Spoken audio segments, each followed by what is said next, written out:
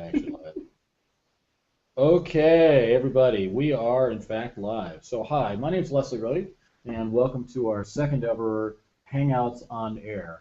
And this one is still, we're doing this just for members until we work out all the kinks, and then maybe we'll get extraordinarily courageous enough to do it publicly. But anyway, thanks for everybody who is showing up. I have to go back and look who is showing up. Wow. There are attendees. That's good. Thanks, everybody. Wow, there's lots of attendees. Cool. There's actually people that we can embarrass ourselves in front of. Fantastic. And so now it should be the case that when other people on the panel here talk, that you will actually see them talk live. Let's go ahead and try that out. So everybody say hello. Hey, everybody. Oh, hi. Michelle. I don't think that actually worked, did it? What? Perhaps we should go one at a time. Yeah. Yeah, all right, so Dan, you're up. I'm up. Talk to us, Dan. What's up? I don't know what's up, but, you know, it's somebody's birthday. Yeah, I mean, it's ours. I mean, very few kids actually live to 5. At least very few kid companies last till 5. And, boy, you know, maybe we should tell that story a little bit later in the broadcast. Let's do that later in the broadcast. But for right now, I can hear you, and that's good. Yeah, actually, yes, It's a miracle of technology. Yes, we have had our problems with audio and video at the same time. So let's go on over to Corey. So, Corey, what's up in your world out there on the West Coast? I just got a package from FedEx. You got a package. That's 2 packages. Yeah. I mean, what you got from FedEx. I'm just saying. True. Mm-hmm. And so, was there anything like special in it? I mean, maybe I shouldn't ask. Did you get your magic wand yet, Corey? No, they said I can't have one. What in the heck is that, Dan? It's some kind of Vaporizer power thing. I don't know. That looks like a very fancy stylus for the iPad. And so Michelle is also joining us today. So say hello to the audience, Michelle. Hello, audience from Florida. Yes, and she gets the longest name award. And so, I do. Yes. And then our decoration correspondent is also on air today, and that would be our own Stacy Price, who happens, by virtue of being in the party favors business, he was able to decorate for the event. So. What are you talking about? I was out shopping all day. That's right. So whenever it's actually Dan's turn to talk, because that's kind of a beating, we'll just go ahead and show Stacy's picture instead. So okay, cool. So Dan, actually, Dan, I think you were the one who actually precipitated this ridiculous charade in the first place. I mean, yes, it's technically speaking my fault. So what I'm supposed to do now is talk about some news, and then we can talk to some people. Okay. So let me get that screen sharing thing going here, because that'll be super easy and nothing can possibly go wrong, right? Well, we have, by the dint of great, persistence, made it work a couple of times, so that's cool. Okay, so let's see here. I have to push the button to share, and we learned that this means entire screen, even if you didn't mean entire screen. So now you get to see this weird view of Leslie on top of Leslie on top of Leslie infinitely into the past or future, depending. It could be. And then we'll go to PowerPoint, and we'll go to the, nope, wrong one. Oops, my bad. Oh, wait a, oh. Oops, I don't want to give that away. Here, let me stop screen sharing for a second. Okay, yeah, this is the perfect time. We would just use a picture of Stacy. I told you Stacy would be very helpful on the show today. That's right. Happy birthday to us. While Dan tried to figure out how to do Hangouts on there. It doesn't really work as a song. All right, come on. Move along, Dan. You got this figured out? Almost. I'm doing really good at almost figuring it out. So let's see here. Bam. Okay. And then we just got to go to Chrome and say, oh, hi, Chrome. I want to share my screen. And my entire screen. and then I go to PowerPoint, and everybody should see that they're now in the Marketer's Braintrust Hour of Power. Oh, God. Yes, at least it's spelled right. Okay. I checked. Well, actually, today it might be the hour of pour, but let's see. Everybody else has something to drink. That's very fair.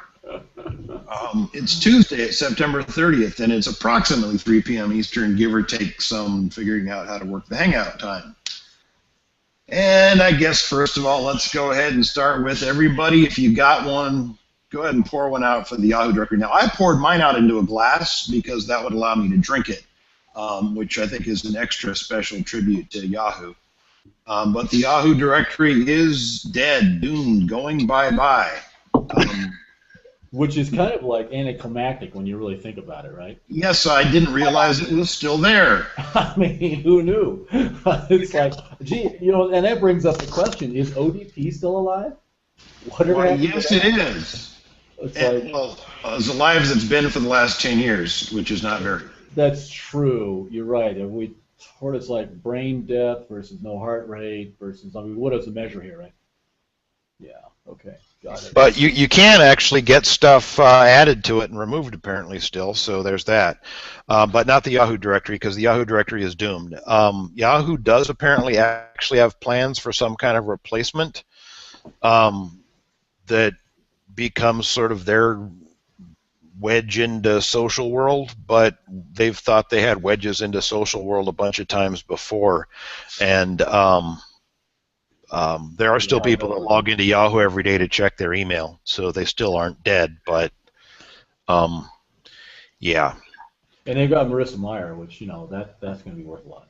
Well, you know what? I'd bet on Marissa before I'd bet on Jerry figuring it out. Yeah, I mean, it's like a kind of a lame management team before. They could only go up with Marissa, right? Yeah, and so Marissa at least is able to recognize stuff that's bleeding money and has no point and get rid of it. Like, I don't know, the Yahoo directory. So, for example. Cool. There's that. So when does it actually go away? I mean, I saw this in the interwebs, but I didn't hear a date. Well, they announced it last week. I don't know. I haven't even checked to see if it's still there because that's how little I care. But I just thought, you know, 20 years, what's, you know. It was a good run. Yeah, I'm not going to say that the Yahoo directory died too young because it probably could have happened 10 years ago and it would have been okay, but there they go. So, oh yeah, there was some bunch of news about PBNs is what they're calling the, quote, private blog networks. Yeah. But these are the new kind of private blog networks that are not only like, well, they're even less private. They're the ones that are being sold as private blog networks to the public. Yeah, that's the publicly available private blog network. I don't know too many people that have real private blog networks that got whacked. Anybody, yeah. Yeah. I mean, the only reason they came out about this, and when you really look at this, right? I mean, this is just a PR stunt because the fact is, like, in the last, oh gosh, I don't know, 6 weeks, I think I've seen 4 separate promotions from people about private blog network, and, you know, the special super duper ones that are non-detectable, blah blah, yada yada, lie. And so I think what's happening there is just because there was such airplay about it, Google said now's a good time to remind people that we don't like that crap. Yeah, so I mean, I kind of debated about whether to even talk about this, but since like every search-related site had to do at least 1 or 2 stories about it, and Barry wrote like 10, yeah. Private doesn't mean what you think it means. Okay, moving on. Yeah. From Google versus spammers to Google versus the people of Earth. Wow, is that like the war on Earth? Okay. You wait until Larry's mothership lands and the insects start pouring out. You'll be sorry. Yeah, I'm sure I will. So more updates with shopping campaigns, and this is a kind of a cool one. So they've had a little bit of an issue where if the price in your product feed doesn't match what's in your store, they'd be manually and automatically disapproving you. And so what they decided to do instead was do the not stupid thing. And so if you've got schema markup on your product pages that express a price, etc., and it doesn't agree with what's in your feed, rather than disapproving your product listing, Google will go ahead and just fix that in the ad to match what's on the landing page. I mean, it's a good thing, right, to not allow the bait and switch of, hey, it's $1, and then you get there and the product page says $30, but it's also better to just update the ad to say $30. So they're doing that now automatically, and apparently that's cut the number of disapprovals on that issue in half in the first week. So one more reason to implement schema, which is such a beyond belief no-brainer on product pages anyway, but now Google's made that work a little bit better. But there's a little bit of an oddity here when you think about it, right? So if I'm gonna like air something on the radio, I write the ad and I submit it to the radio station and they air the thing, even if it's stupid. But what you're just telling me there is that stupid is one thing, false is another. Well, okay. I mean, it can be, yes, it can be stupid to be false. But what I'm saying is, instead of disproving it, they're just going to edit it for you. I'm detecting kind of a slippery slope, as they say. Well, you do have to enable this feature, Leslie. I mean, you can turn it off so that it won't happen. Okay. Right. So and then you'll just not get your ads to show instead. Okay. Fair enough. They are showing the price that you're showing on your site, on your store, to the public. So, as long as I get it right, that's all I'm saying. Well, that's good luck with. Anyway, actually, it's not as bad as it used to be. We'll get to that in a minute. So let's see. We got Panda 27 or Panda 4.1, depending on whose numbering system you want to follow. Google doesn't follow either one, so there you go. So far, it has not been much of an event for anybody that I've been able to find. There are plenty of big losers that are out there talking about what big losers they are. That is to say that means that they lost traffic, a bunch of traffic in this Panda update, and not that they're personally losers at all. But Rand Fishkin got some strong attention to. I can't remember the guy's name. I've met him. He's got a site about beards configurations and stuff like that, and he got hit by Panda, and I'm only running the maximum allowed 15 ad units from AdSense. I'm not sure why that would be excessive. Barry Schwartz and Search Engine Roundtable got smacked like crazy. Again, another site that's just I mean, there's more ads than content there. That seems to be a pretty clear trend in the big losers that we've seen. But if anybody's thinks they got whacked by this thing, I'm happy to take a look at it and see if I can see anything different in yours. But I think that the message here is if you did get smacked, that'd be the first place I'd go look, because if you didn't get smacked before and you got smacked by this one, the delta seems to be in how many ads you run. Well, how'd you like that, Leslie? I worked in Delta into a conversation. Yeah, that was pretty fantastic. I may have misused it, but that's your problem. Well, no, that's true. But I'll help you out later with what Delta means. But still, I mean, that was fantastic. It's orthogonal, maybe, to the actual meaning. It could be. I mean, it could be. I mean, yeah. And so, but what I was really getting to was a more serious question. But thanks for bringing that up. But so what do we have any examples that we can point at for people in terms of kind of like really bad malfactors in terms of too much advertising? Or what I look at, I think something like weather.com or almost any of the big news sites or and almost any of the radio stations, they just like hammer us with stuff. I mean, these like popovers and light boxes that don't allow you to get to the content you were just looking at. You get to basically read about 4 sentences, and then they, splatter advertising at you. It seems like those are the worst possible offenders, and yet they come up with results. So that's kind of confusing. Garbage still does show up in search results a lot. I'm sure that the Penguin update that happens next year, these people that think it's going to happen real soon now are, I think, wishful thinking. But these are people that tend to also believe that it's a sure thing that Matt's coming back after his leave. That's okay. That gets into other news. I'm just saying, I mean, right, they're rolling out their major anti-spam algorithm. They've been working on it for, like 6 months to try to get to roll out, and like the king of web spam isn't even there to work on it, so I'm not sure how important he actually is at this point. But that's just wild, rampant speculation that we like to do every now and then. True enough. So what is this ICY? Well, that's one of those acronym things for in case you missed it. A lot of people missed it. Gotcha. Have, and this is for for the AdWords advertiser, and I believe for the AdSense publisher as well. You've got Google phone support now that you can. I mean, you call them up. You're not typically on hold for a significant amount of time. You can also do the majorly inconvenient thing of requesting for them to call you back, which is like they will call it a random time. But you can just pick up the phone and call them, and for most issues, that's really all you can get right to it and right through it. I mean, Michelle and I have both spent quite a bit of time on the phone with Google, and sometimes you get somebody that's not fully informed, but even when they're not fully informed, you can say, hey, can you please ask your boss about that? And shockingly, they ask their boss and get the right answer. So the support, it's never going to be perfect, but it's better than any kind of. I mean, the support since I don't know May or June in particular has been just amazingly good. So whoever's in charge over there, keep it up. Huh? That's kind of unexpected, really, isn't it? Yeah, I mean, some of the policies are weird and stupid, but you can actually get somebody to explain why it's weird and stupid in exactly the shape of how weird and stupid it is. Well, that's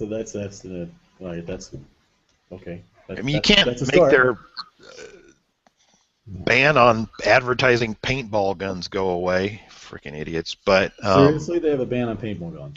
The new dangerous weapons policy it's gone from things you could stab an army of people with to things that you could stab a couple of people with, to now you could put an eye out with that.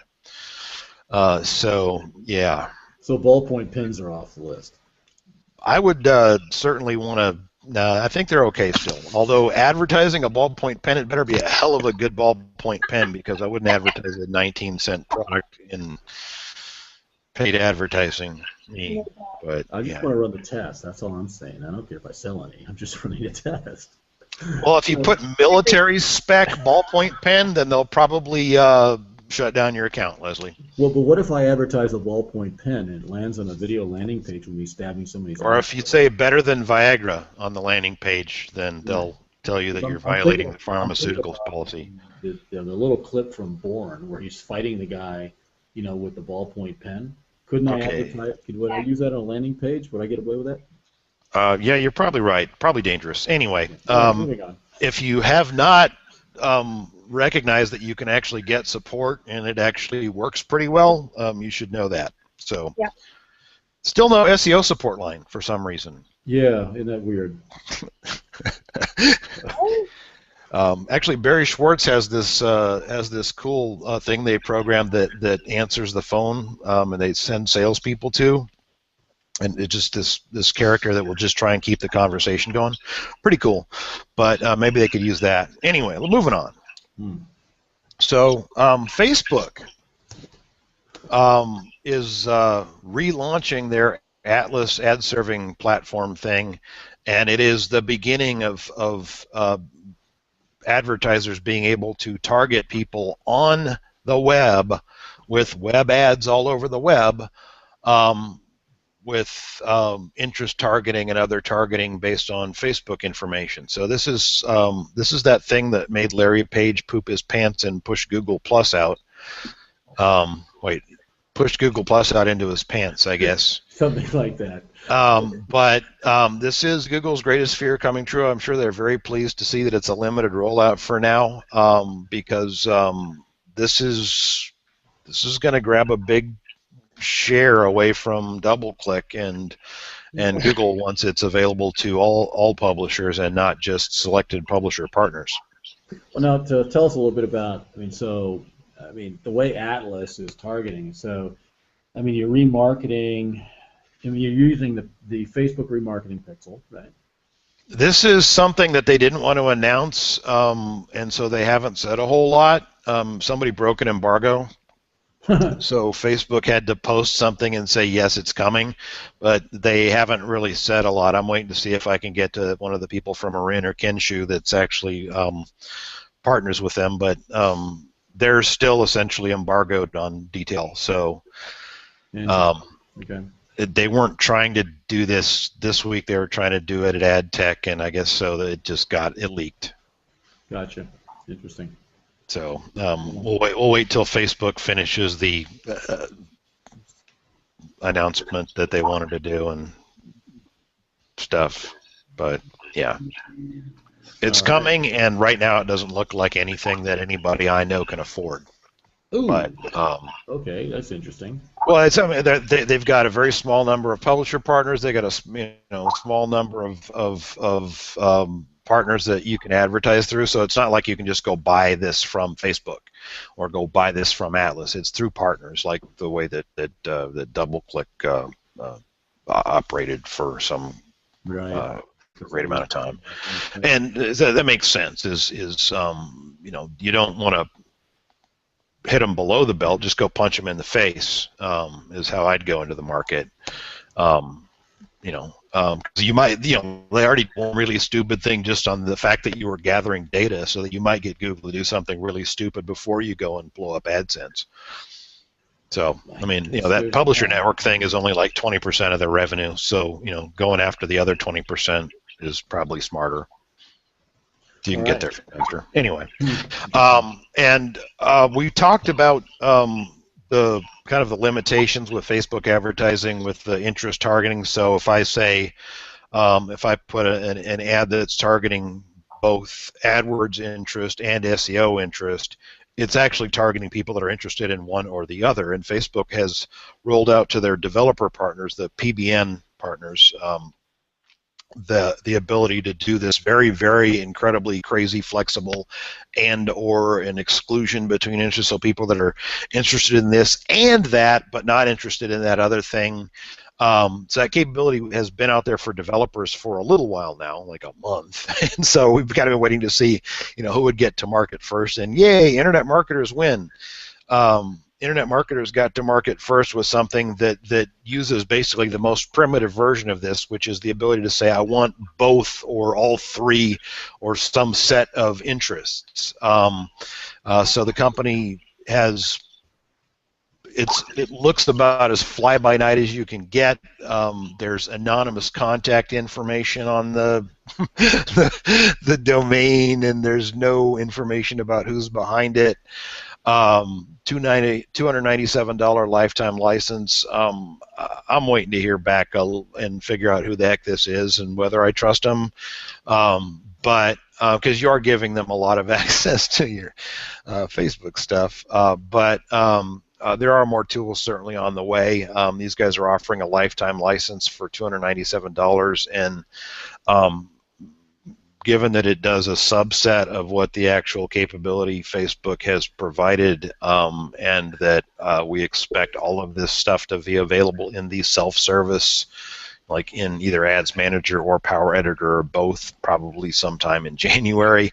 I'm not sure that lifetime lasts very long, but on the other hand, it solves a big problem for a lot of advertisers now.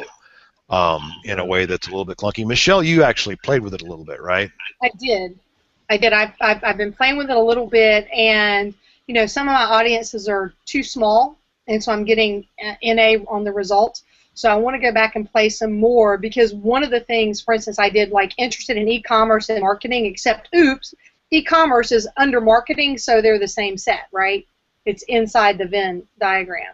And so I want to go back and play some more with some other things. And I have some clients that need to find big sets of people, millions of people. So I'm really thinking this is a good way for me to test and see if we can target these millions of shoppers and segment them in particular ways. So. But I mean, it's a very interesting. I mean, obviously we've wanted this capability forever, and it's interesting that somebody got to market this fast. One, because that's pretty cool, but also just this is. I mean, if you were going to solve one of the problems, this is the one you'd want. Out of the full set, like right now, I can think of who I can use this for right now. And the only thing that I don't like about it so far is that you can't do that intersect until after you've done the ad part. And so you've got to actually commit to the ad. And, of course, you can always turn it off. But after you commit to the ad before it's approved, you can then go back and do the audience intersect. But you can't do it through the actual ad interface portion. Yeah, because this capability was really designed for, you know, the Quayas of the world, where you're actually building the ad there, and it's you know, it can throw the ad and all the targeting and stuff over at Facebook, and so these guys obviously don't have the ability to do that in their thing, and so it's a pretty good hack, I would say, because I didn't expect to see anything on the market this fast. It's a Chrome overlay or Chrome extension. And so just like Power Editor used to be, you know, basically you install it in Chrome and then it's there. You go back to your ads and poof, there's intersect. So. Okay, well, I'm super interested, and I don't know that this is necessarily for everybody, and I kind of don't like the who the heck are you part of it, but that targeting ability is gold in a lot of markets. I mean, if you just think if you're targeting people that like scrapbooking and Martha Stewart, well, now I can use my testimonial that I got from Martha Stewart on my landing page, right? Because I know that it's the right fans for that, and so you can start to I mean, just that's a good example of the different ways that we could use that. But anyway, we didn't come here today to do all that, did we? Although we came here to talk. But I should. But Dan, I want to say too, even though if in January that's a self-serve thing, right? We still have a holiday season, and there are a lot of things that e-commerce people need to be doing and thinking about now, so that they kick butt this holiday season. Yeah, and retailers is certainly an area where the flexible and that ability is big. And the thing is, there are some things that we've been able to do an and between before. So I can pick a partner category, and that has to appear for anybody that's targeted. This is really just about the interest targeting, and so. But still, super freaking cool. And I haven't seen what their capabilities are to be able to do the intersection between custom audiences, but that's another one that I kind of scream for that too. Yeah, I should point out though, you're talking about the lack of who is data and that kind of thing, and so doing a reverse IP search and looking at there are 214 domains hosted at that same web server, that same IP address, and so this is clearly a $5 a month hosting kind of a thing, at least for the front end, and no telling what's actually behind that.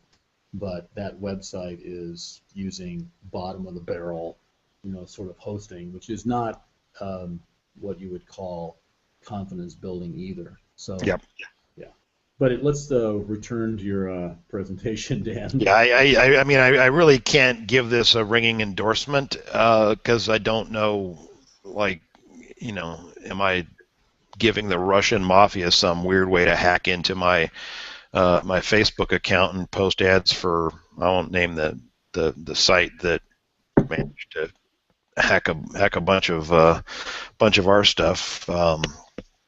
Anyway, not Leslie's stuff, but Dan's stuff. Yeah, Dan's stuff. My little hobby sites and stuff. A few of those got a little issue over the weekend. Yeah. Took about an hour to clean up. Anyway, so yeah, but we came here to talk to people about stuff.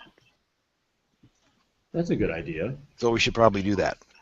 Let's see. And so let's see. Should we start with the stuff, as you call it, that we had collected in our little private Skype dealie? Yeah, I think we've got a couple of folks here. I know that John had a question, and Keith was going to try and get to the Hangout, but he has to actually swim all the way from Australia, I think. So, yeah. In the middle of the night.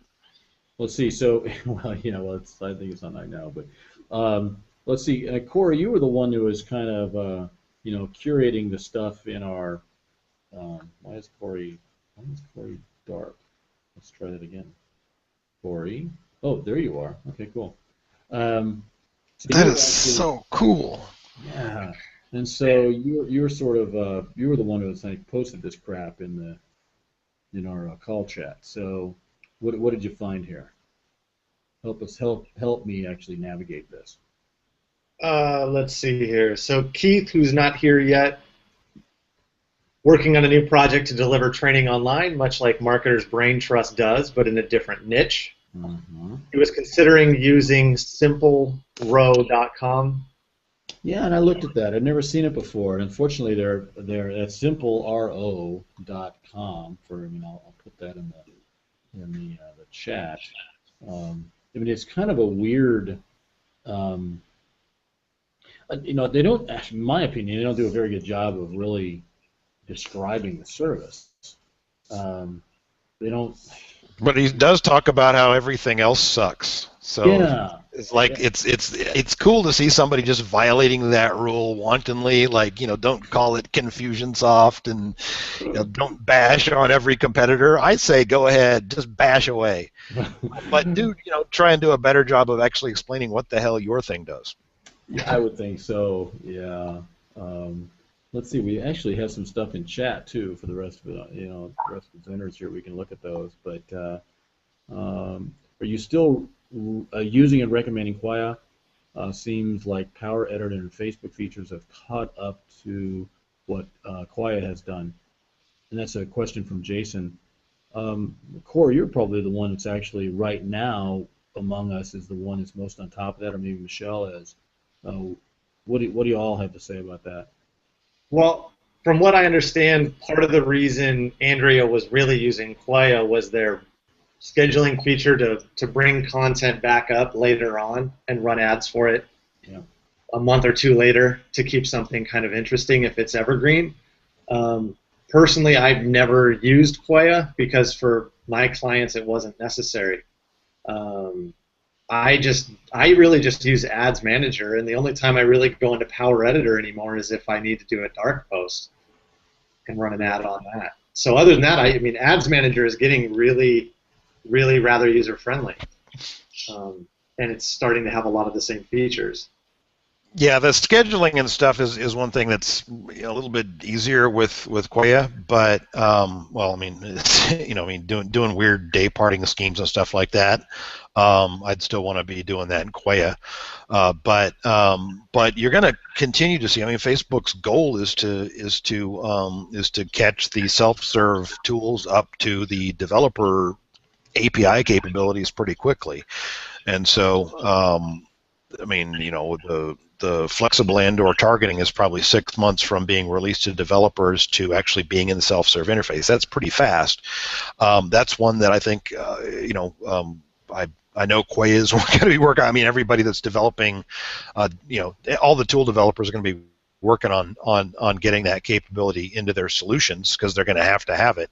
But if you're not on it now, you really want to think, is there something it does that I actually need? And one of the things that I'm not totally sold on being as big of a, well, certainly not as big of a deal as it was, is the pulsing and stuff like that on the ads. Yeah, indeed. There was a kind of a pretty short housekeeping question here from Paul Wright, and yes, guy, he says, hi guys and gals, will these weekly sessions be posted somewhere for us to view later? I cannot attend for full sessions, and that's one of the great things about Hangouts, is because it's actually built on top of YouTube. So even as we're doing this, it's actually streaming on YouTube, and literally moments after I press the stop broadcast button, it will be live on YouTube. And so it will be on our YouTube channel, and that sounds easier than it actually is. Will the real YouTube channel for Marketer's Braintrust please stand up, if only? But we're actually, if you do a search, you'll find one of the several options will surface, and you'll be able to find the videos. And one of these days, we'll actually get them all collapsed into one. Doesn't this thing robot mail out a link to the replay to the people that attended? It may robot mail it. If it doesn't, we'll check that and make sure that we get that mail done semi-manually. So, but yeah, so Paul, thanks for that. That's a very good question, and indeed, it will get done. There was another question. Back to Keith's question, he also brought up newrainmaker.com and then asked if we've used either of those. So I haven't used any of them. I don't think Leslie's used any of them. I'd be surprised if Michelle or Stacy has used any of them. Corey, have you used any of them? I have not. It's. So Stacy, have you used newrainmaker.com? Okay, just checking. Okay, now back to Dan. I just wanted to see the contrast. Yeah, I'm pretty. Can't help it. Yeah. Can't help it. So, go ahead. Enjoy it. Take it all in. I stumped Dan. Hot dog. I win. You broke Dan. Somebody take over the call. Yeah. I think we're going to try to trend that hashtag today, hashtag Stump Dan, right? That was the plan. That would be really awesome. We forgot to tell you about that. Who's going over to Fiverr to take care of that job? Anyway. So I hate to have no advice about a question, but what we're using is way more than you probably would want to know how it works or use, because what we're using is linked to Infusionsoft, and we're using it because it's linked to Infusionsoft. And other than that, we're using WordPress because we know how to use it, sort of, almost. Yeah, and that gets to the question of, so when you start looking at building like a membership site where you're going to build a community, right? So there's like levels to this, obviously, and one of them is you can use something like a member, and people use that very effectively. You can use something like Kajabi, which frankly would have a lower total cost of ownership than using a member plugin. What we do, and we've used Kajabi, and it kind of almost went back to it. Now we're decided to come back off of it again, because Kajabi is really good for you if you have a relatively small, number of membership programs you want to run, small number of courses, right? If you want to do a relatively larger number of them, it starts breaking down in a hurry. Now Frank Kern uses Kajabi for each one of them, but he's not really building communities there. He's just using it to host the content. And so, what we run into is, and we have 6 different courses now. We have 6 different Kajabi projects, and it's a complete mess because you have logins to each one of them. And so, again, small number of products, a small number of membership site, Kajabi, great solution. If you want to go beyond that, then there's various WordPress plugins. A-member is kind of at the bottom end of that. We use a thing called iMember 360. There's another one. Can't remember the name of it offhand. It's the same kind of thing, but we use it because it tightly integrates with Infusionsoft, where all of our customer relationship management is done. It looked to me like the one you were talking about, is very simple, which means it's low cost. Its total cost of ownership should be low, as long as you didn't run into its limits of flexibility. Just bear in mind that wherever you start, you can change later. We've gone back and forth. I'm counting 3 or 4 times at this point, and it's costly, but it's not, company ending. The fact of the matter is, you can make that happen. Just throw a little bit of Odesk talent at the problem. So I would encourage you, pick something, do it, get some experience with it. If you need to change later, you can change. It's the biggest thing, if you don't foresee a need to have the same logins and everything last into perpetuity, there isn't much of a great argument for why you need to have it on your own platform. Like if I was starting something that was going to last a year, then I'm going to want to stick it on my own WordPress or whatever with a member or something, so that if Simpler O turns out to suck, but I only needed to deliver 1 4-week program on it, whatever, the 4 weeks is over, I can leave.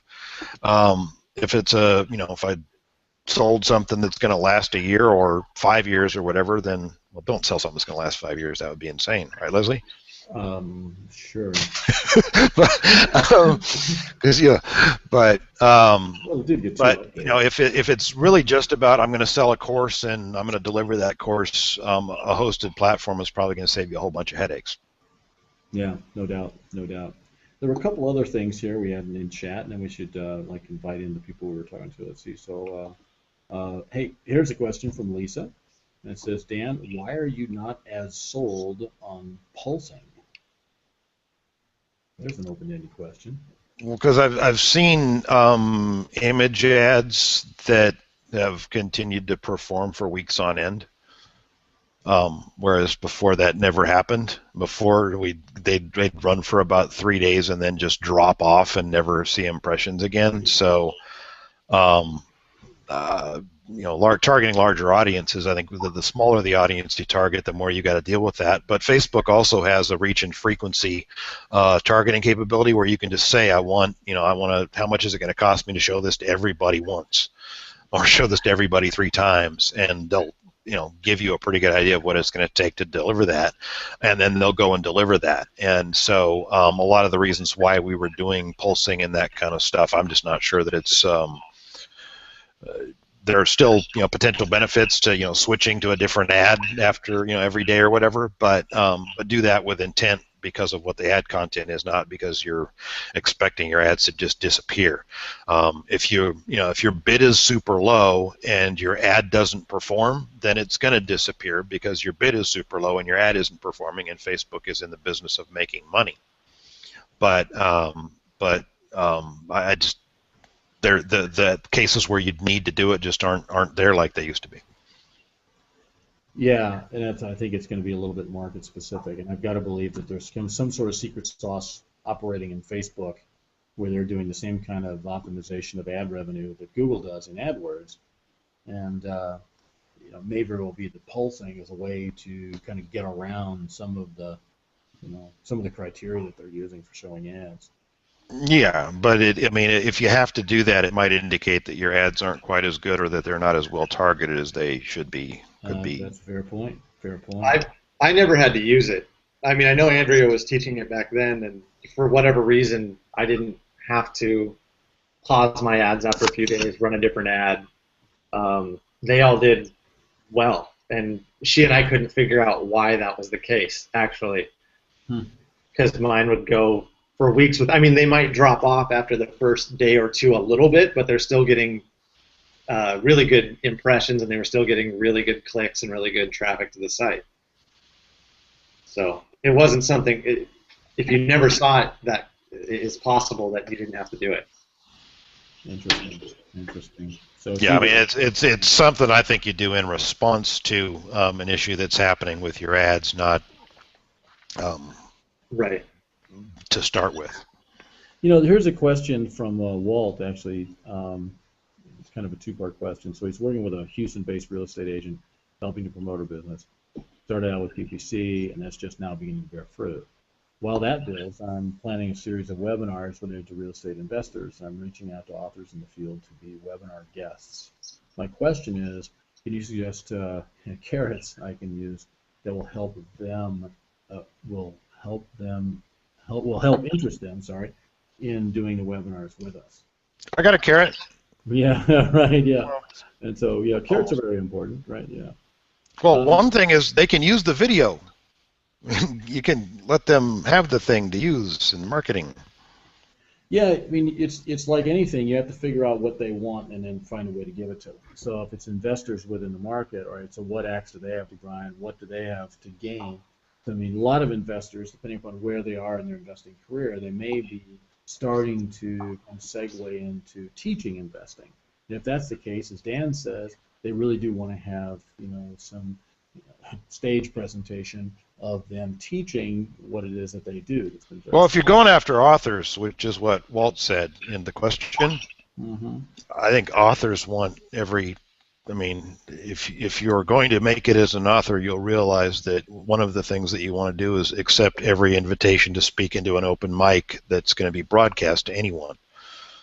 And if I can get good quality video or something like that, there's a YouTube video of me sounding smart I mean, if such a thing ever existed, certainly. I guess somebody could write a script to make that work for me, but you know, I mean, I would be happy to participate in creating that because I can use that. It's the gift that keeps on giving. I don't think you need too much for authors other than to say, hey, we want you on our show, and we're going to, like, show it to people. Yeah, and I think people are happy to be there. Yeah, say that again, Michelle. What, expand I said I think people are happy to be there as long as it feels credible, right? And you have an audience. For me as an author, a couple of the things that have happened is I've had people invited me to my show when we did our book launch, and I went through all this work of being on their show, and then it never aired, and that is more annoying. So I think it's really about seeming credible. So I don't take as many of those offers now for webinar type stuff because it doesn't garner me anything. But if they want me to speak on a live stage, let's talk. Send me a check. I'll show up. It's okay. Yeah, and I guess, you know, the deal is, I mean, the people you really want to have are the ones that have something to teach. And so, as Dan says, since you're focused on authors, you know, presumably they at least think they have something to teach, whether or not they have any readers, right? And so they want to get that message out, and so doing a webinar would really be the same thing as doing the book in the first place. And so I don't know that you need to offer them anything more than just a stage, virtual as it may be. Yeah, people can turn you down. I mean, I turn stuff down all the time. I turn stuff down because I have no idea who they are. I turn stuff down because I don't actually like have an audience or any obvious intent to get one. And I turn stuff down because I don't like, you know, it's being packaged up as a series, and I don't like the other speakers in the series. So I'm not going to, you know, be sandwiched between 4 snake oil salespeople because I don't want to be associated with them. Leslie doesn't mind that, but the snake oil business is a sideline for him. It's actual oil from actual snakes, though. So yeah, I misunderstood that originally. Now I totally get it. But yeah. Yeah. But you know, so some people will turn you down, but the more people you get, the easier it is to get the next one. You know, I mean, you know, we had a lot of people speak at our live event last year that hadn't spoken before. That helps us get them back, but it also helps us get people who know who they are to come to our next event. Indeed true. Our next event, awesome. Yeah, right. It'll be in 2044. Yeah, right. As long as we recover the previous one. So, all right. So Dan, you had some particular, you had some guest presenters in mind for this little shindig, did you not? Well, we have John, who had an interesting question from the Lifeline that we thought we'd see if we could bring him up. But okay. That's all a matter of, did he make it? Well, there is a John that asked a question publicly here, so perhaps that's the same John. Yeah, it says maybe off topic, but does anyone know how to get a weight loss ad approved on Facebook?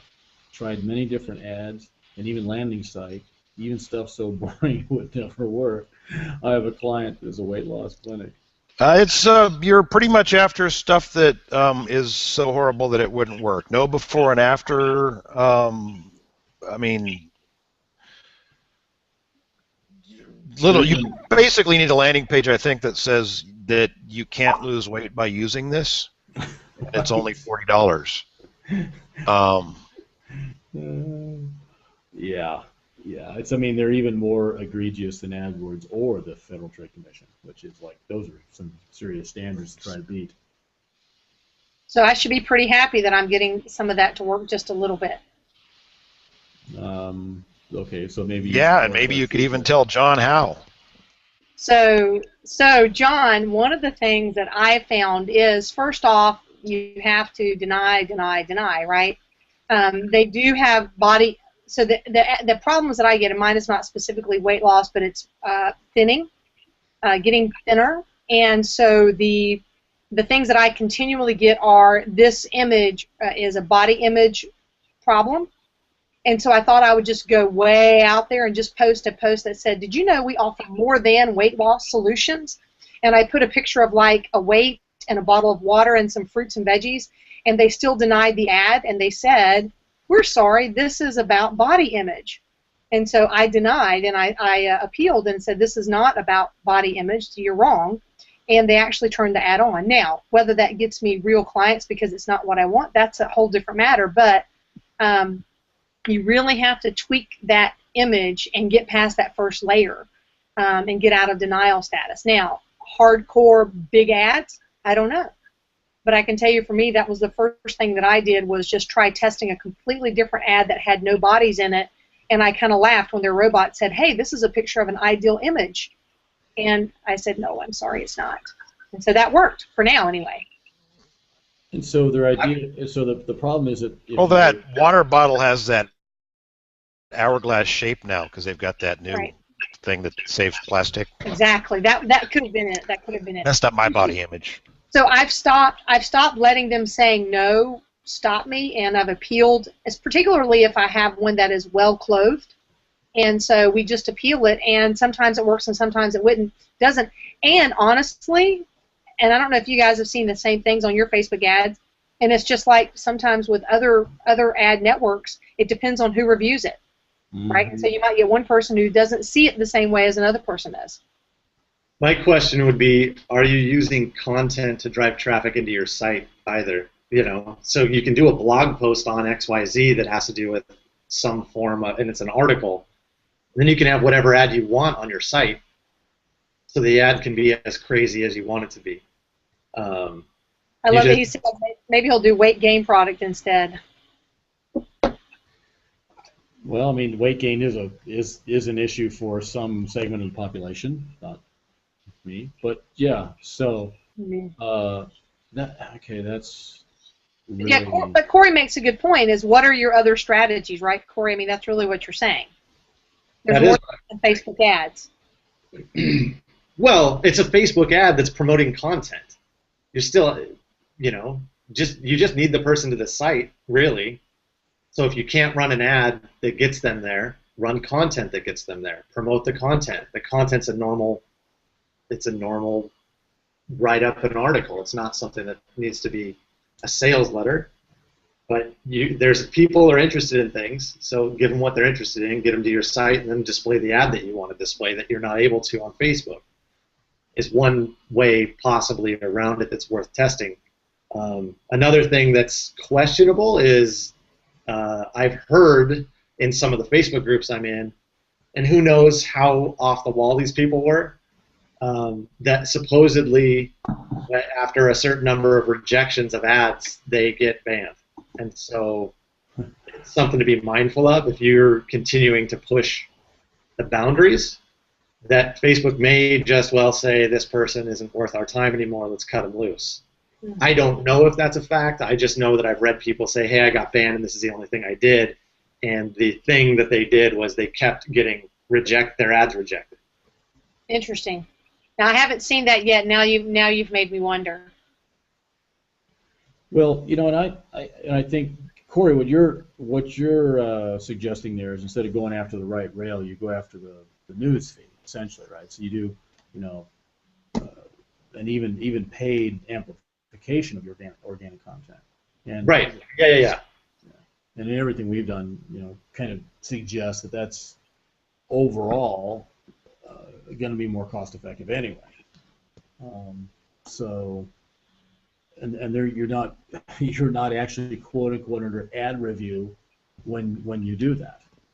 So you don't have to deal with the stuff that Well, I certainly wouldn't look at it as a loophole, though. I mean, right? Well, don't just pretend it's content. It should actually be content. Well, right. No, I'm not suggesting it's a loophole. I'm just suggesting that the standard of review is dramatically different, right? I mean, you can actually use images of bodies and like other normal stuff that you would use in a piece of content when you're in the news feed. It's only on the right rail. The same with AdWords. I mean, we were just dealing with this lately with one of our clients. When you are sculpting a piece of a person's body, which is normally covered by clothes, then you want to show before and after results, it ends up being there's a certain amount of nakedness. And we were running into all sorts of problems with respect to AdWords that just simply do not exist in the so-called organic results. And the same's going to hold true over in Facebook. So, just saying. Okay. Might be a way to deal with that. I don't know. Do we know of a case where, frankly, except very, very special cases, where the right rail on Facebook beats organic, beats the news feed? Do we know of? Like, if you're going to run a targeted, legitimate like campaign, not one of those 0 cent likes where you're going after somebody in a foreign country, right-hand rail can do really well. That's also, mobile can do really well for those. If you're going to do a like campaign, I don't think like campaigns are the end-all be-all, because likes aren't as important, you know, because you're only, whoever likes your page, those are good. But if I was going to spend money, I'd spend money on advertising content, definitely, in which case I personally haven't seen right-hand rail beat newsfeed for content promotion. No. Which content promotion drives people to your site, gets likes to your content, gets shares, and gets likes to your page anyway. So, although Facebook did change the layout on the right-hand rail, so they were trying to, and I haven't. Those ads are doing a lot better now than they were. I'll tell you that. Yeah. Bigger. So the numbers are bigger. Yep. You know, here's a kind of a related question. Catherine asked. I have a stem cell therapy client, and their clients are men with ED and/or men with hair loss, which is kind of an interesting combination. It's not something men put in their bios, obviously. Also, they don't really follow products like Viagra or Bosley's. You know, how do I find them? Well, I mean, okay, let's open that up to the panel, but obviously there's certain demographic features you could pull out. And Leslie, your audio is kind of soft there. I don't know if anybody else is having that problem. It's because I'm mumbling. I just kind of run down. So, but the so the question about stem cell therapy for men with either ED or hair loss, and not me, but men of a certain age, and so anyone, maybe let's talk to let's cover a panel here. How would we target these people? Stacy, what's your idea? I am Stacy. You gotta unmute her first. I was muted, and I have a lot of background noise. Oh dear. I'm gonna go ahead and remute because I've got a big old truck right in front of my window. All right, well, we'll come back to you, but at least we got a picture of the happy birthday sign behind you. So Michelle, how are you going to help Catherine find these people? Well, I think the first part is age. I think you said it, Leslie, right? Men of a certain age are already a part of that. And so they are in that group. They might be reading, they might be members of AARP. They might not follow Bosley, but I bet there are some other things there that they're doing that are indicative of that age outside of just age, right? And unless they're trying to specifically target young men with this problem, I don't know why age itself doesn't lend well to this, just in that initial thought. Clearly men of a certain age, right? And if they don't like Viagra and all these other things online, isn't there within the Facebook targeting what they're searching for as part of what is happening in their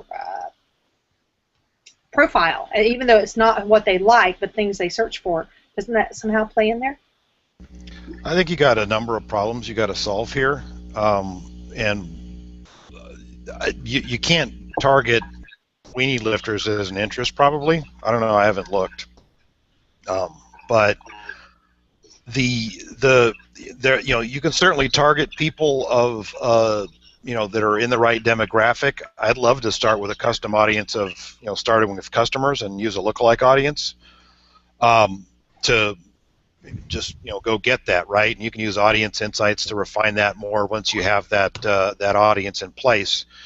And in Power Editor, you can actually save that and build lookalike audience and stuff like that. But I think the approach here I'd go for is go with content that indicates that they're interested in hearing about solutions to that problem, rather than going with straight up advertising a product. Right. I agree. I think it's like fishing in a way. I used to fish a lot in Portland. I missed so many workouts. Sorry. That was an article I was looking at. So Men's Fitness had an article on hair loss, and you don't necessarily need to know everything about the person to run an ad. You can promote that article to a specific demographic, and just like what Dan's teaching in UTE, those people that interact with that article, even though you didn't write it, if you put it in front of the specific age that you need and maybe the financial income, those people will reach out themselves because you're fishing. You're using the right bait in front of the right audience. And yeah, well, I'd want to get them in to my content on, preferred to do that through my site so that I can get them into a website custom audience. And but you got to be a little bit careful about remarketing campaigns based around health issues too. We've been told by AdWords more than once that no, you're not going to be able to get this remarketing campaign approved because you're talking about medical stuff, and you don't want the spouse to sit down at the computer and see ads for Viagra and stuff, and start wondering if you've got a girlfriend on the side, or so. It's just an area where every channel is going to be sensitive to it to some degree, but the way I would try and probably where I'd start with trying to get those folks out of Facebook is get them to content that's about that, and then advertise to them there, try and get them on mailing lists there, things like that. Well, those are all great ideas, and I think the other thing to do is look at some simple crossovers. And so, first of all, I assure you that all men, beyond pick a number, are going to have both of those issues come up, and it's only really a question of what their attitudes are about how to deal with it. And it's kind of the categories that people fall into. It's like some people are not going to deal with it at all; they're just like in denial or they don't care. And in the other end of the spectrum, there are people who use various surgical or prescription remedies, right? And then you're going to find people, and I think my own opinion, this is a growing crowd, is that you're going to find people who are looking for either non-prescription or less invasive approaches. And so those are the people who have already going to see self-identified as being interested in either holistic remedies, anti-aging, healthy lifestyle, those kinds of things.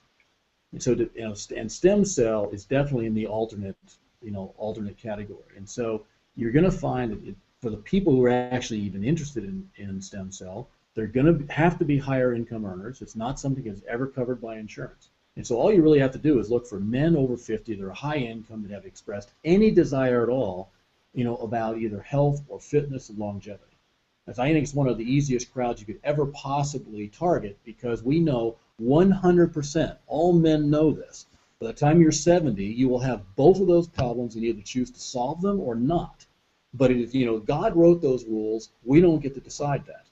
I mean, the fact of the matter is, your population is going to become yours. You just have to get in front of them at the right point in time that they ask the question, what the hell do I do about this? So, I think the section on ED is probably in the appendix of the Bible or something, Leslie. It might actually be. That part of it. Yes, indeed. It could be in the appendix. Okay. So there's definitely two other things. I mean, there are other products you can find. I mean, there's a product called New Hair. They had 4,000 followers on Facebook. You can also type in interests like hair loss, and what came up in Facebook, and I put a screenshot in the chat, was management of hair loss, and there was 60,000 people in the United States, men and women that were targeted by that. So if you haven't looked at Facebook and any of the targeting, there's a lot of stuff you can do. You're not stuck by any means. Indeed. Dan, did you have anything? What else is prepared here? A little bit over an hour, just a couple minutes past an hour. Well, that was actually, we did the part of the show that we need to clock on at the start so that we don't need to clock at the end. So after that, it's just we're talking to people. Yeah. And so once we have achieved the full hour of power, I think we're free to go. Because, I mean, there could be too much power. You wouldn't want that. Yeah. There's always the possibility of having excess power, and I mean, anybody that's been the chief engineer of the Enterprise can tell you how bad that can be. That's true. Yeah, absolutely. Did we want to answer John's question? The John that typed one in? Did we miss one? Well, yeah, it never got answered because you jumped into the John that was in the chat and the question that was typed up in the chat, which was not the same question that was submitted in the Lifeline. Okay. Oh, the Lifeline question. Okay, so not about. Well, the reason why we were looking at John's question for this was because we thought it'd be good to have a conversation with him about it before we answered it. So if he's not here, that'll be tough. Well, let's go see it. Is he here? It's actually not entirely obvious how to figure out. Well, there are Johns here, which is not used in a vernacular sort of sense. That may also be true if the audience is large enough. Statistically speaking, we should just not rule that out. Yeah. Yeah, I think the way we need to actually handle that is to like I don't know, send a link in advance or something, because I really can't. All we have is first names here. Yeah, what we really need to do is next week just get them in as panelists ahead of time. All right then. Sounds good. I blame Dan.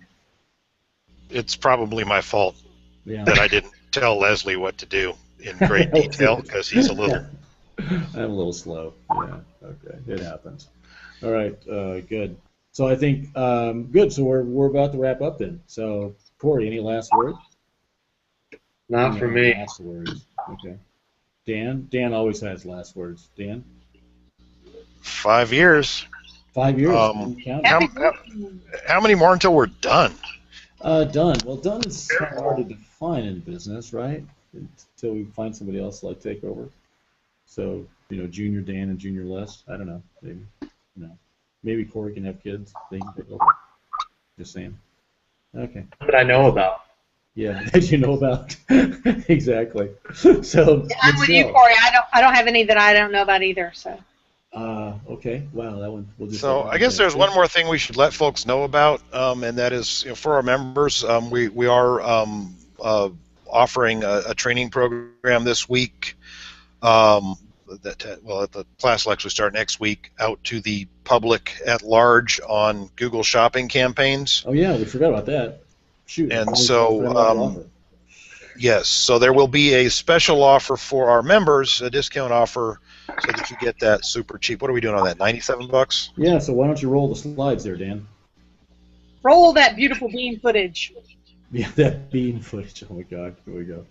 Okay, let's just try and do some screen sharing. That'll work. Well, that's all right. I can show Stacy's happy birthday sign while you're preparing that.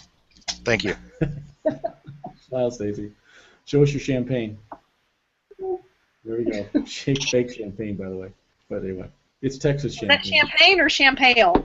Champagne, kind of like that. Yeah, it's like. It may have come from the Rockies. She's sounding very garbled. It must be the champagne. It's the champagne. It must be that. Cheers. You got it? The boys didn't show up with theirs, so cheers. Cheers. Well, I already finished mine. I mean, I can't help you that you're slow pokes. Good grief. Oh, we missed the hugely repeating mess of Google Hangouts when Dan was switching over. So here we go. Oh, that's the what has changed. That's the wrong slide deck, dude. No, it's the right slide. I mean, I think people need to understand, like, if you've tried to run PLAs before, like back in the old days, and you said, holy cow, this is insanely difficult to set up and a pain in the butt to manage, and these campaigns don't act like normal AdWords campaigns. Then you were right. Yes, you were correct, but they have fixed all that. And the shopping campaigns that I'm working on, we've got consistently 3 to 5 times the ROI from the shopping campaigns that we're getting out of the search ads. And I mean, we're not losing money on search ads, but shopping campaigns, I mean, we got one where I think we're at 22 times ad spend in revenue from the shopping campaigns. And there's stuff you got to do right, but it's actually possible to do it a lot easier now because you can actually manage stuff down to the individual product level. So the training we're doing is 5 weeks. The first 4 weeks is the meat of the the shopping stuff. So we're going to go over how to set up the feeds and working with Merchant Center, how to get the campaign set up, what all the stupid defaults that Google wants to jam you into so that you're kind of optimizing from the start. In the second week, we're going to talk about targeting the right products and offers. And this is the thing that was just such a monstrous pain in the butt to even set up in the first place with the old one. You're going to have your whole catalog probably in your merchant feed because it's easier to do that than not to. But you never want to actually bid on everything in your catalog because you don't want your products will be competing against each other, and you want to put the ones that make you the most money into the ad box, and not the ones that make you less money. So you don't want to let Google decide that, and you're never going to know. So in the third week, we're going to talk about how to actually test and optimize the product and offers. Google will basically tell you that you can't split test, and that's true, but you can still test, and it's just a matter of having a few extra ad groups to run testing through. And once you see how it works, it's pretty easy to set up and pretty easy to run. And then in the fourth week, we're going to go over dimensional analysis, so looking at things like day of week, time of day, geography, and stuff like that, so you can get that stuff optimized, and that allows you to get to a place where you can let Google turn on enhanced CPC bidding, which lets you target, lets Google kind of tilt the bias for you in favor of conversion a little bit, or maybe even if you're doing enough volume, turn on conversion optimizer. But you've really got to get your stuff optimized first, otherwise you're letting Google do it, and they make decisions way too fast for you to trust their optimization. And then we are going to talk about remarketing lists and using the remarketing lists for search ads, because that's just sort of a gravy on top of the delicious bacon stuffed biscuit that is Google shopping campaigns these days. Bacon stuffed biscuit. Wow. Bacon. Is there cheese in that too? Gravy. And so, but Dan, tell us, lead us with the big benefit statement here of why people should be using this PLA Reborn thing. Well, it's always been one of the better deals you can get from Google. I mean, the people that fought through what the old system made you do have done really well with it, but it was so much to fight through. It's just so much easier now to set up.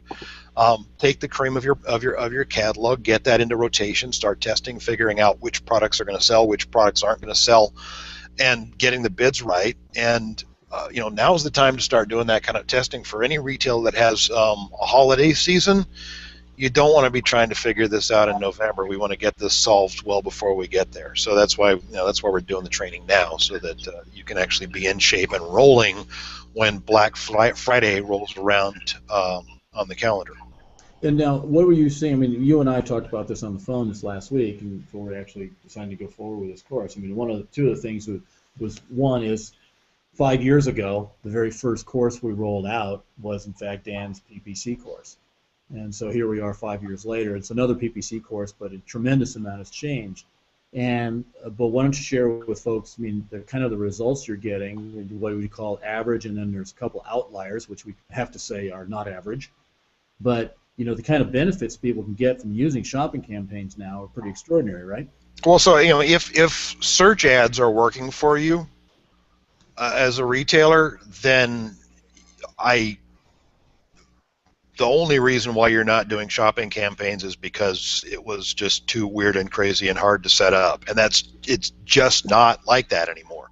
It's just a matter of saying, I want to run an ad for this product, or I want to throw all of the products in this category into an ad and let Google decide which one they want to target.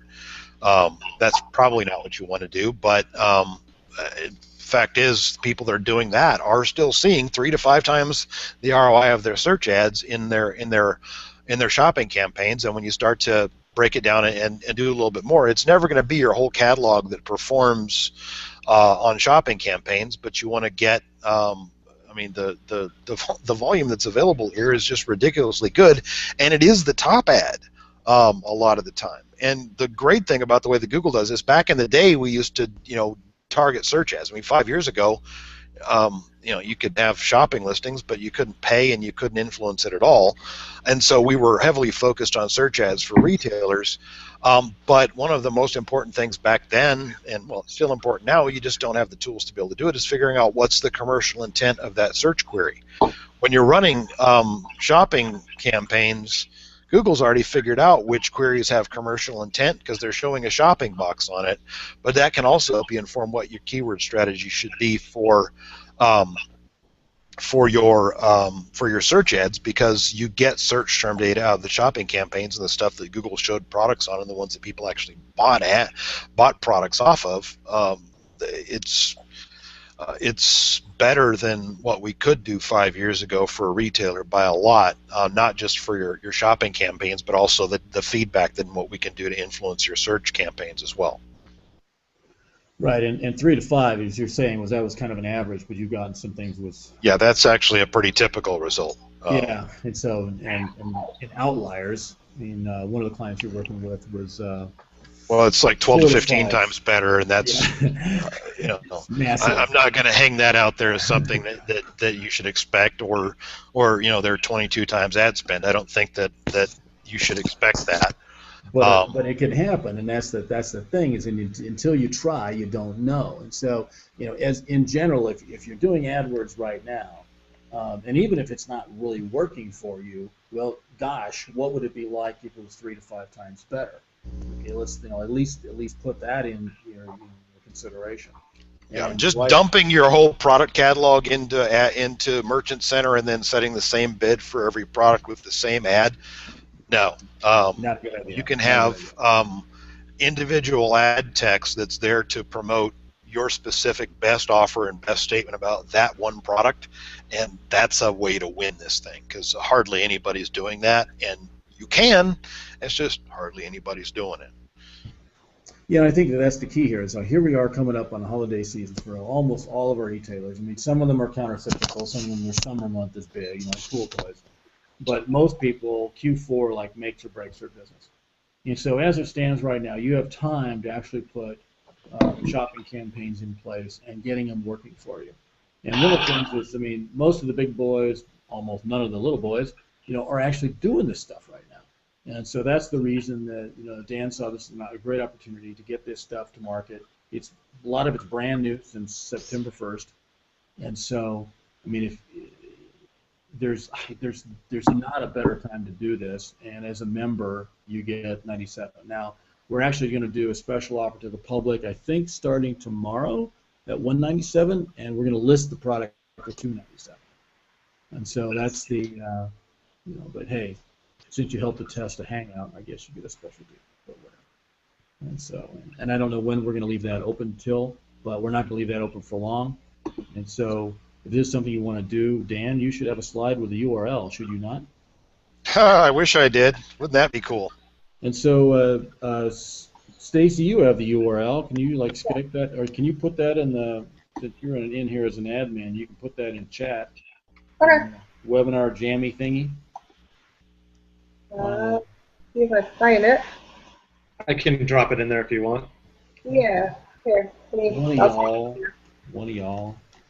Come on now, this is that fancy webinar jam. We can redirect all attendees. That sounds dangerous. Yeah, we could do a pop-in thingy and just throw them out of the webinar and send them to a sales page. That'll teach them. That's right. A fabulous feature. And Terry says it's almost enough to get them back into retail. We're just testing all these features, right? Yeah, there we go. That's right. These are insiders, and they're very kind to put up with our shenanigans and help us make sure we don't know how to break things. Yeah, right. Let's see here. So who's working on posting that in the chat? It's there. It's in this. It's the sticky. Oh, it's sticky. Sign up for Dan's PLA's course, which is not PLA. It used to be PLA. God. I'm changing it. Dang it. Man, I mean, come on. God, it's weird. Well, Search Engine Land keeps calling them PLAs too. So it's so hard to find good shopping campaigns doesn't fit on Twitter as well. So I think that's true. Yeah, it doesn't have an acronym, right? Yeah, there we go. All right, Dan's doing Google Shopping for us. He's profiting from Google Shopping. There we go. We call that MMMSMS. Whatever. That's too difficult, Michelle. Never mind.